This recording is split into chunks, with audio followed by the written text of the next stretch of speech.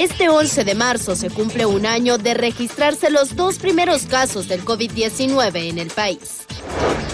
La falta de transparencia de los recursos que invierte Estados Unidos en los países del Triángulo Norte ha provocado que las nuevas ayudas económicas que dé el país del norte sean manejadas por organizaciones no gubernamentales, iglesias y otras organizaciones que no son del gobierno.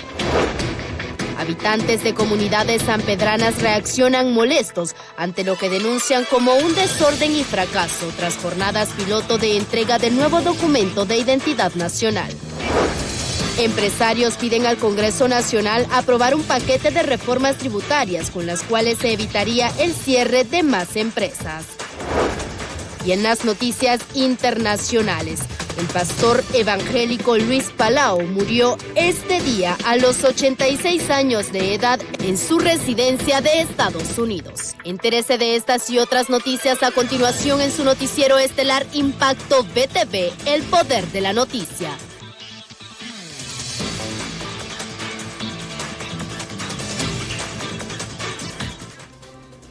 Muy buenas noches, bienvenidos a una emisión más de Impacto BTV en nuestra emisión estelar, ya listos y preparados para llevarle a usted la información más importante que ocurre en Honduras y el mundo hasta esta hora. Muy buenas noches, Ruth Muñoz. Buenas noches, Isaac, así es, ya estamos listos con toda nuestra agenda informativa, lo más importante que se ha registrado en Honduras y en el mundo en los últimos minutos. Antes de abordarla, vamos a elevar una oración a nuestro Dios. Le pido que nos acompañe. Buenas noches, Padre Celestial, una vez más venimos delante de tu presencia en este jueves, invocando tu santo y bendito nombre. Como es costumbre en nuestra vida, la ponemos en tus manos, este noticiero y a cada una de las personas que hacen que esto sea posible. Amado Jesús, estamos ya a unos días de enfrentar este proceso de elecciones primarias, estamos en medio de una pandemia y estamos seguros que estamos a punto de ver un nuevo amanecer de bienestar, sobre todo para aquellos que han sufrido realmente los efectos de la pandemia, aquellos que también fueron azotados por los fenómenos naturales. En medio de todo te damos las gracias, amado Jesús, porque tu perfecta voluntad se hace día con día, porque tu amor incondicional nos alcanza y nos abraza. Nuestra vida está siempre delante de ti. A ti sea la honra y la gloria. Amén y amén. Bien, y después de este momento tan importante de reverencia al Divino Creador, damos inicio a las informaciones, recordando de que a un año de haberse declarado la emergencia de la pandemia por el COVID-19 en Honduras, según cifras oficiales se han registrado más de 170,000 casos. Sin embargo, las cifras podrían ser más elevadas contando las del sector privado. Hace un año la incertidumbre y el temor arrasaban con toda la ciudadanía hondureña tras registrarse los primeros casos en el país. El miedo de no saber a qué se enfrentaban era alto y hasta la fecha han existido grandes críticas sobre el manejo de la emergencia.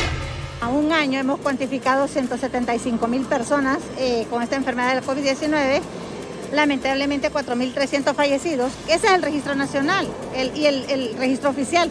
Pero muy probablemente estas cifras se pueden duplicar si nosotros sumáramos todo lo que se ha atendido en el sistema sanitario privado. De los desaciertos y el gran punto así negativo ha sido el tema de los hospitales móviles. Un tema que hasta el día de hoy creo que nos llena a veces hasta de indignación. El sector de salud fue de los más golpeados, al ser los que están en la primera línea en combate contra el virus. Los enfermeros tuvieron cientos de fallecidos y actualmente muchos siguen contagiándose.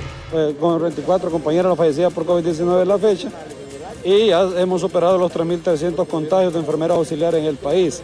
En este momento tenemos nosotros 113 compañeros aislados positivos por COVID-19 y también tenemos nosotros 14 compañeros hospitalizados, 6 que están en una condición de salud bastante delicada. Esos son los datos que nos arrojan la pandemia hasta el día de hoy, con el gremio de enfermería, donde de cada 100 trabajadores, 40 son enfermeros auxiliares los que se contagian, o sea que no le hemos pasado nada bien.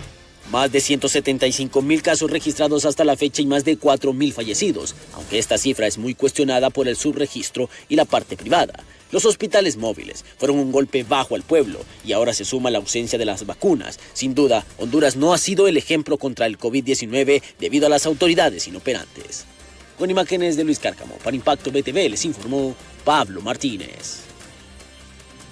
La falta de transparencia de los recursos que invierte los Estados Unidos en los países del Triángulo Norte han provocado que las nuevas ayudas económicas que da el país del norte sean manejadas por organizaciones no gubernamentales, iglesias y otras instituciones, y no por el gobierno. El gobierno de los Estados Unidos tiene disponibles $4.000 millones para los países del Triángulo Norte, pero esos recursos ya no serán manejados por los gobiernos, sino que serán canalizados a través de ONGs, ya que las autoridades norteamericanas ya no confían en los gobernantes. El tema de suspender los fondos a los gobiernos del Triángulo Norte por no tener resultados eficientes en materia anticorrupción es un mensaje contundente por parte de la administración de Biden, que evidentemente le ha dado una prioridad, un oasis, así se le quiere llamar, al tema anticorrupción en la región. Acordémonos que la región del Triángulo Norte tiene como un fenómeno persistente el tema de la corrupción, tanto en Guatemala como en Honduras y en menor medida El Salvador. La decisión de los Estados Unidos en no darles las ayudas económicas a los gobiernos debe ser un claro mensaje para la clase política hondureña, aseguran los economistas. Entonces esto nos da la medida de que, ya que Honduras está en un proceso democrático de elecciones internas y próximas elecciones presidenciales, los partidos políticos, los políticos de cualquier color, deben de tomar en cuenta, y su eje transversal debe ser la transparencia, porque este pueblo ya está cansado y al final quien termina pagando es el pobre pueblo. Por su parte, el presidente del Colegio de Economistas es del criterio que será muy positivo para el país que los recursos que los Estados Unidos inviertan sean manejados de manera transparente. Al inicio, en su campaña, Biden lo mencionó, que se mantendría, pero que agregaría un fuerte componente anticorrupción y de fortalecimiento institucional, lo cual lo vemos positivo, y tenemos que aprovechar más bien esa alianza, esa oportunidad, precisamente para que nuestras instituciones sean más sólidas y más responsables, y que cumplan la función para la cual han sido creadas. Los diferentes gobiernos norteamericanos han invertido miles de millones de dólares en los países del Triángulo Norte, con el fin de evitar las migraciones, pero las políticas implementadas por los gobernantes de los países centroamericanos ha fracasado, porque el problema se ha incrementado. En cámaras, Isaac Alcerro, les informó Luis Durón para Impacto BTV. Bien, y cambiamos de tema, y es que habitantes de comunidades sanpedranas se reaccionaron molestos ante lo que denuncian como un completo desorden y fracaso tras la jornada piloto de la entrega del nuevo documento de identidad nacional.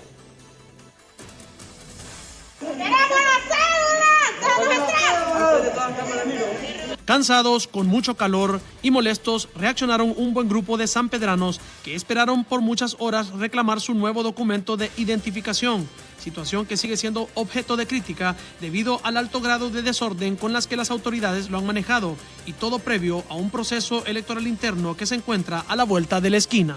Hay sol, estamos bajo el sol y el lento, dicen que están arreglando las cédulas, que solo les van a dar primero a los jóvenes, a los de primera vez.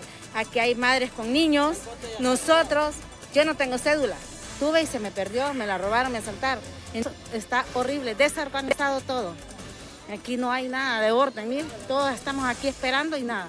Por otra parte, personal del Registro Nacional de las Personas, a través del programa Identifícate, señalaron que el proceso ha evolucionado lento por diversas dificultades de logística, y le pidieron al pueblo hondureño tener un poco de paciencia, ya que su documentación llegará tarde, pero seguro. Y nosotros le permitimos que los jóvenes que no tienen ningún documento todavía y que pueden tener este nuevo documento nacional de identificación para que puedan ejercer el sufragio el 14 de marzo, es lo mejor, es lo que han recomendado las autoridades a nivel nacional del registro. Y por el otro lado también decirles que después del 16 de marzo se continuará normalmente con el proceso de entrega, entonces no hay por qué desesperarse, sino que con tranquilidad después del 16 podemos seguir en la entrega de este nuevo documento.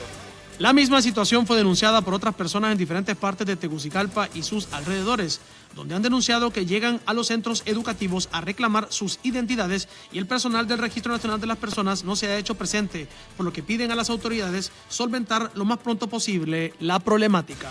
Con imágenes de Marco Villeda para Impacto BTV, les informó Samuel Cuello. Y autoridades del Consejo Nacional Electoral y de las Fuerzas Armadas de Honduras garantizaron que la distribución de las maletas electorales se realizará en tiempo y forma, y llaman a la ciudadanía a estar tranquilos y salir a votar para cambiar el rumbo del país. De forma reiterativa, la presidenta del Consejo Nacional Electoral, Ana Paola Hall, pidió a la población estar tranquila, ya que con el apoyo de las Fuerzas Armadas se desarrollarán las elecciones primarias en tiempo y forma. Yo quiero que mi voz las traspase, que mis actos los traspasen, que nuestro trabajo en equipo cale por fin y que crean. Van las elecciones primarias el próximo 14 de marzo. Hemos puesto a disposición toda nuestra institución para cumplir con este proceso democrático, para que el pueblo hondureño pueda acudir con libertad, con transparencia y seguridad, a ejercer su derecho a elegir y ser electo. En este sentido, la concejal Rixi Moncada advirtió que se verificará la información de las papeletas electorales y se procederá legalmente contra los infractores del proceso. Atención a quienes están acostumbrados a marcar papeletas, a marcar votos, a llenar actas, a borrar, a traficar con los documentos electorales. Después del proceso electoral primario, este Consejo ha aprobado una auditoría de resultados. Las autoridades confirmaron de igual forma que los cuadernillos electorales permitirán que más de 150,000 personas que fueron dejadas por fuera del censo electoral puedan votar. Con cámara de Ángel Maradiaga para Impacto BTV, César Euceda. Bien, y representantes de diferentes sectores aseguran que los políticos han presentado campañas vacías, ya que ningún precandidato a la presidencia ha presentado una propuesta que resuelva los problemas principales de nuestro país. Ya solo faltan 2 días para que se realicen las elecciones internas y ningún precandidato a la presidencia dio a conocer una propuesta de gobierno que resuelva los principales problemas que enfrentan los hondureños, como ser trabajo, educación, salud y seguridad alimentaria. El Banco Estatal de Desarrollo debe de existir en cualquier país del mundo y no digamos en estos países pobres tercermundistas que estamos en la cola del mundo. Sin Banco Estatal de Desarrollo, el sector productivo está condenado a caer de rodillas ante la banca privada. Entonces, esto es importante que los que aspiran a gobernar este país tengan claro, tengan presente de que un país como estos debe de tener plenamente identificada una banca estatal de desarrollo. El economista independiente Alejandro Aronne asegura que desde hace más de una década todos los políticos han presentado campañas sin propuestas que generen desarrollo para el país. Y en este momento estamos ya a vísperas de las elecciones internas, no hemos escuchado una tan sola propuesta política, un plan de gobierno que sea coherente con la realidad de corto y mediano plazo, y no digamos de largo plazo. Entonces, pareciera que se están defendiendo intereses de grupo. Por su parte, la dirigencia del sector de la economía social asegura que los microempresarios no están en la agenda de los políticos, problema que lamentan porque son el pilar de la economía del país. De repente, pues, no estamos en la agenda, ¿verdad?, de los gobernantes, y esperaríamos que lo que sea nominado este próximo domingo, pues, tomen en cuenta un sector que es tan noble, que genera empleo, dinamiza la economía, balancea la canasta básica familiar, pero de repente pues nos visitan no más cada 4 años y se olvidan de nosotros. Los representantes de la economía social lamentan que la clase política no valore el trabajo que ellos realizan por mantener un equilibrio económico, a pesar que nunca han tenido el apoyo que han necesitado. En cámaras, Isa Calcerro, les informó Luis Durón para Impacto BTV. Y representantes del movimiento Unidad y Esperanza que lidera el alcalde capitalino Nasri Asfura realizó un evento este día en la capital en el que aseguraron estar listos para alzarse con la victoria este domingo 14 de marzo en las elecciones internas. El movimiento Unidad y Esperanza que lidera Nasri Tito Asfura realizó un evento este día en la capital en el que aseguraron que están listos para los próximos comicios electorales. Con mucho civismo, con mucha democracia. Este es el movimiento que representa los valores y los ideales del partido, de la persona humana, del bien común, de la solidaridad, el que alberga la unidad y la esperanza a lo interno del partido. A 2 días, 3 días de las elecciones, invito al nacionalismo que salga a votar por el candidato que prefiera Nosotros preferimos definitivamente al hombre de trabajo, trabajo y más trabajo. Al hombre que le va a dar trabajo, progreso y Honduras, que papi a la orden. Al hombre de los burros, al hombre que maneja su carro, al hombre que anda sin seguridad, al hombre que puede caminar por el mercado sin mayor problema. Que salga a votar.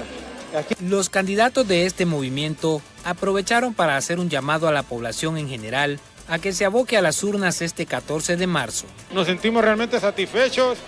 A 2 días prácticamente de estas elecciones internas, una vez más, la efervescencia del partido, que la gente salga a votar. Hay elecciones para el Partido Liberal, para Libre y para el Partido Nacional. Así que es importante realmente que la gente pueda ejercer el sufragio, que lo haga en una forma pacífica y que pueda escoger libremente a sus candidatos a cargos de elección popular, que se respete la voluntad de aquellos que la gente quiere en el nacionalismo, en los liberales y el Libre, que sean sus candidatos para el mes de noviembre. Domingo. En honor a la verdad, con toda sinceridad y efervescencia en el partido nuestro, pero en términos generales la población no está como en años anteriores, procesos anteriores, y uno reconoce que es producto de la pandemia, la difícil situación económica que está atravesando la gente, pero bueno, los procesos democráticos, por muy endebles que sean, deben de continuar. Siento que la renovación en los candidatos de cargos de elección popular, el presidente, los diputados, los alcaldes, es un hecho irreversible. El proceso electoral en esta ocasión es bastante atípico, pero los candidatos esperan que la población se acerque a las urnas a ejercer el sufragio y que la fiesta electoral se desarrolle de la mejor manera posible. Con imágenes de Denis Velázquez, informó para Impacto BTV El Poder de la Noticia, Isaac Sandoval. Bien, y es momento de hacer nuestra primera pausa comercial, pero usted no le cambie, que al retornar seguimos con más información. Ya volvemos.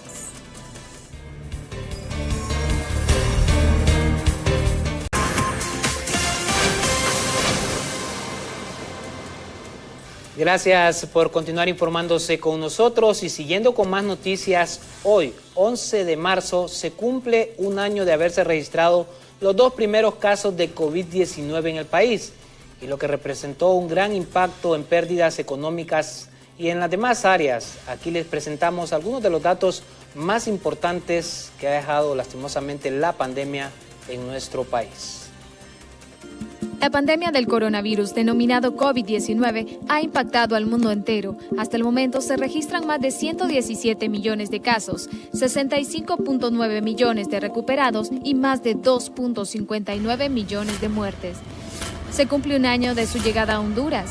¿Y qué ha pasado desde entonces?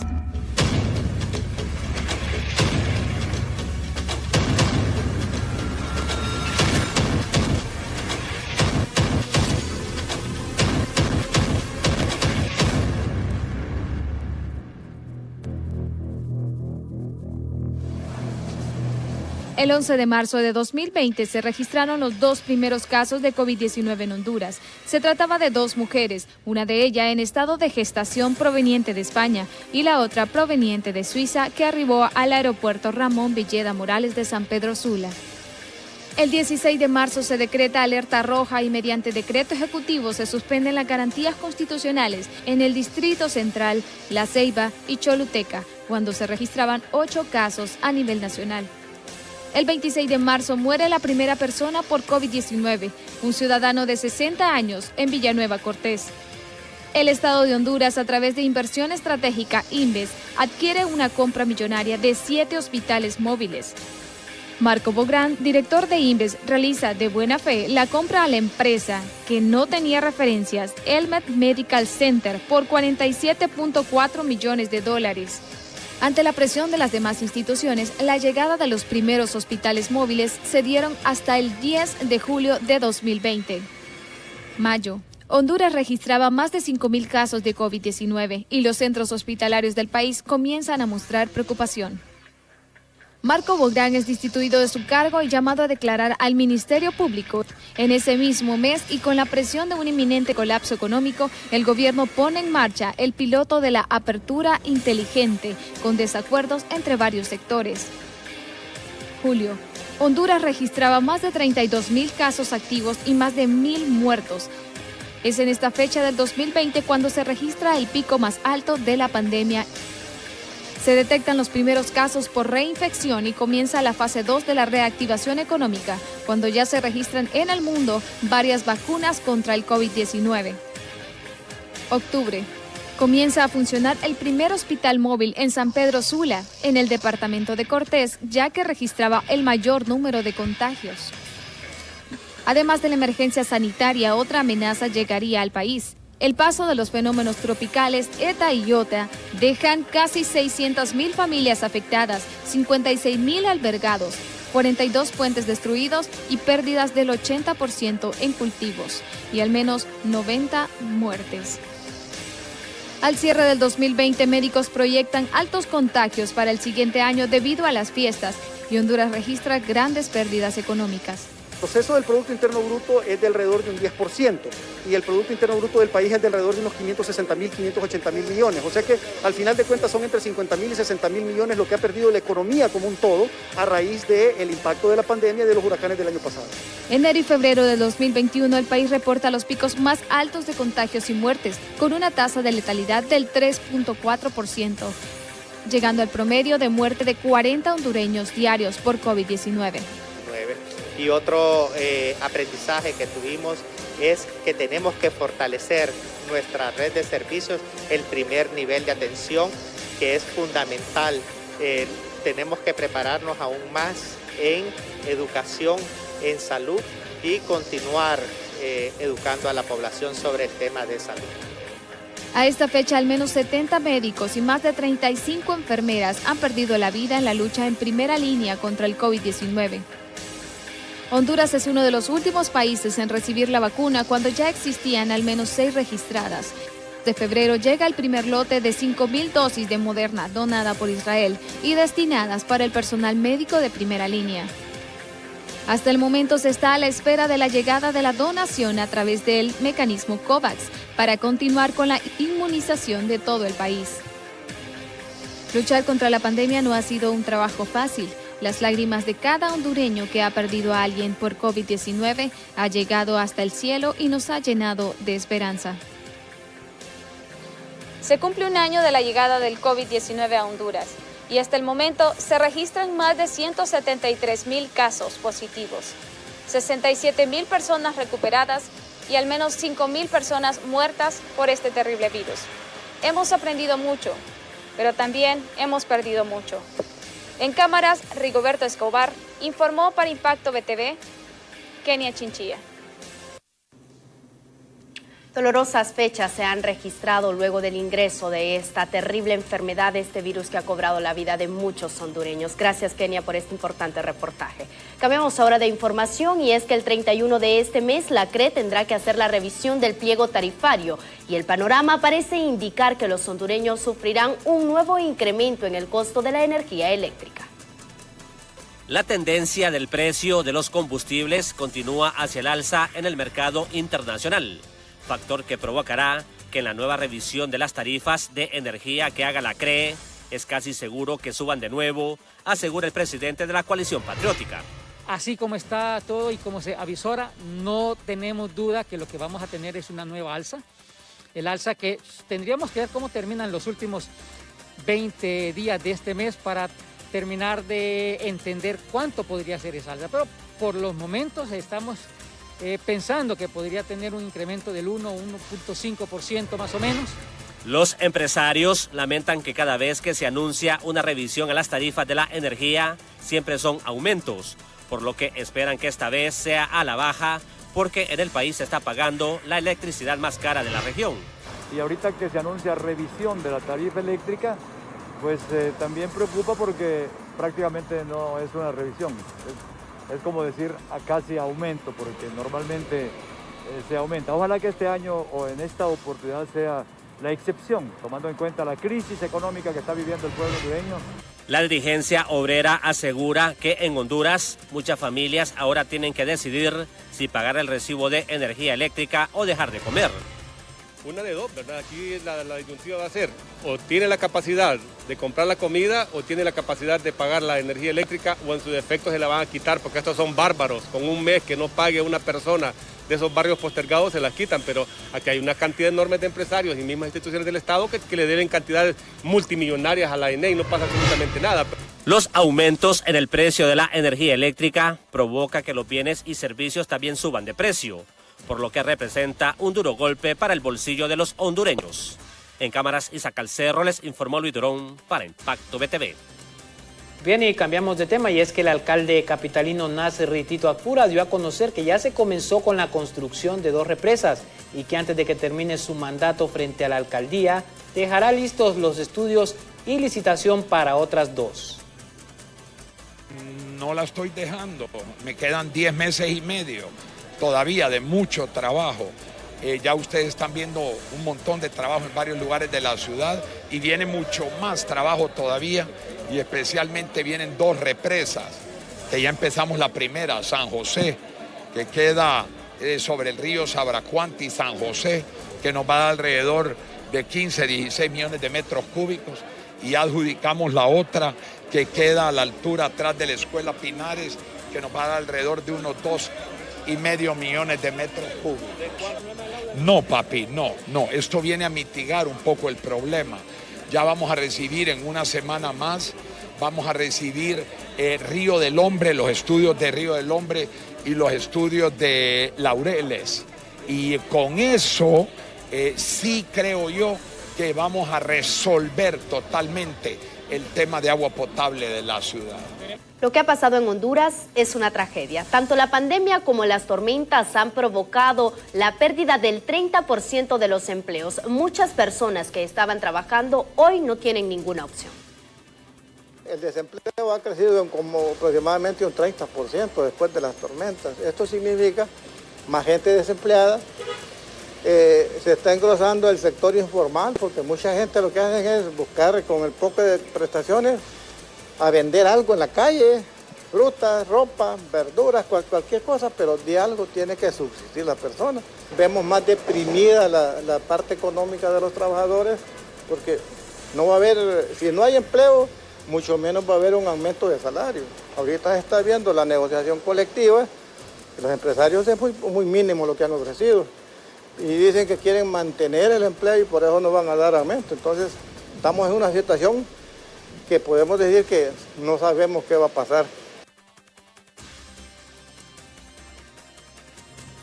Bien, y las autoridades de salud informaron que durante las últimas semanas los departamentos de Intibucá, Santa Bárbara, Lloro y El Progreso registraron altos números en casos hospitalizados y muertes por COVID-19, convirtiendo estos sitios en uno de los epicentros de la pandemia. Intibucá. Todo el departamento de Intibucá tiene problemas porque el hospital está bien con ocupación alta. ¿Por qué Intibucá? Porque tiene una gran comunicación con San Pedro Sula por su producción, porque son productores y ellos son los que tienen abastecidas estas ciudades grandes. Por tanto, ahí hay un problema. Y Santa Bárbara, Progreso y la zona de Lloro son los hospitales que están con más problemas. Pero sí hay muertes que van entre 8, 13 diarios, de tal manera que la gravedad con la que se presentan los pacientes a los hospitales es lo que más está afectando. De tal manera que los promedios diarios de muertes ahorita están como estables, es decir, tenemos un promedio estable. Pero lo que sí quiero decir es que entran en promedio en el día entre 35 y 45 pacientes nuevos. Las autoridades de la Asociación Nacional de Funerarias informaron al pueblo hondureño que desde el ingreso al país del COVID-19 el 11 de marzo del año pasado, el COVID-19 ha cobrado la vida de unos 10,000 hondureños. Mire, yo creo que este es uno de los aniversarios más tristes. Yo creo que realmente no tenemos nada que celebrar. Ya contabilizamos al día 9 de marzo más de 10.300 fallecidos. Obviamente esto lo único que refleja es el mal manejo que se tuvo de la pandemia durante todo este año y la falta de empatía, de solidaridad del mismo Estado con el pueblo hondureño. Creo que es un momento muy importante para reflexionar porque también no podemos dejar de soslayar de que la responsabilidad no solo es del Estado, sino que también es nuestra como ciudadanos en este país.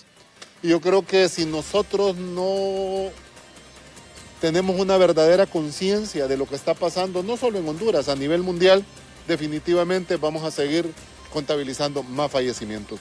Yo creo que la ciudadanía debe de despertar y entender que en sus manos está poder evitar muchos de los fallecimientos que han acontecido hasta el momento.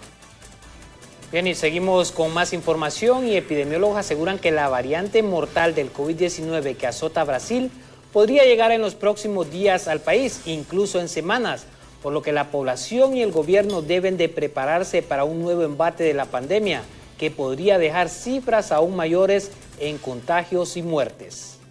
El que la gente se desplace de un lado a otro, de un país a otro, de un continente a otro, es algo dinámico y es cuestión de tiempo, es cuestión de días, posiblemente es cuestión de semanas, para que posiblemente esa variante pueda estar circulando en nuestro país. Y si no tenemos las herramientas necesarias, como en este caso ser la vacuna, en cantidades que ya hemos mencionado, pues lo que nos queda a los hondureños básicamente es a recurrir a los mecanismos de prevención de bioseguridad que ya hemos establecido. Por lo tanto, si todavía seguimos pensando en cosas, cantidades pequeñas o cantidades muy reducidas, vamos a estar protegiendo únicamente a la población, a la persona, pero no vamos a estar enfocados en lograr erradicar el COVID-19 en nuestro país. Brigadas casa a casa COVID-19 a diario detectan hasta 20 casos nuevos de COVID-19 en barrios y colonias intervenidas en la capital. Y lo que ahorita llama la atención es que la positividad siempre se mantiene de un 7 a un 8%. Como sabrán, a partir de los meses de diciembre que tuvimos un aumento significativo en cuanto a los casos y se vio reflejado en lo cuanto a las atenciones hospitalarias, porque las principales salas de los hospitales se vieron colmadas en su capacidad total, pues ahorita no hemos experimentado lo que es que vaya a la baja, siempre se mantiene. Y eso es muy importante porque llama de manera imperativa, porque si la población no toma conciencia, vamos a seguir, reportando casos de pacientes contaminados y también deceso de ellos mismos. La captación de estos pacientes, eso se hace en otro, por ejemplo, en una colonia. Eso al final damos un número al día, ¿va? En promedio puede que anden dependiendo de la brigada, como le digo, nosotros somos una facción de la brigada de aquí en la capital, que gerencia el doctor. Por ejemplo, al día puede que estemos captando de 15, más o menos 15 a 20 pacientes diarios, va dependiendo. Y debido a los problemas que se han tenido en la contaminación de los equipos para el análisis de las pruebas COVID, se ha generado un acumulado de más de 3.000 pruebas, sobre todo en el laboratorio de San Pedro Sula. Ya OPS ya le está metiendo mano a eso, que ya lo están descontaminando y que posiblemente esta semana ya empiecen a trabajar dando resultados en tiempo y forma, pero siempre hay una mora de 3.000 a 4.000 pruebas debido a esto, de que estaban parados por la contaminación del equipo. No son diarias, es lo que han venido acumulando en esta semana, pero me dijeron que ayer estaban haciendo unos controles de calidad y viendo que ya le están saliendo, entonces posiblemente entre mañana y pasado ya están trabajando en normalidad y vayan sacando la mora, pero el llamado también es al gobierno a que agilice pues también el laboratorio de Santa Rosa de Copán, el laboratorio de Ceiba, para que puedan apoyar, si no quieren comprar pues el equipo, de tenerlo de backup, porque esa es la recomendación, tener un equipo de backup, porque recuerden que estas pruebas están trabajando como que fuera maquila de todas las pruebas que llevan, entonces los equipos se dañan, se contaminan, y si tuviéramos un equipo de backup se le está dando mantenimiento mientras el otro está trabajando.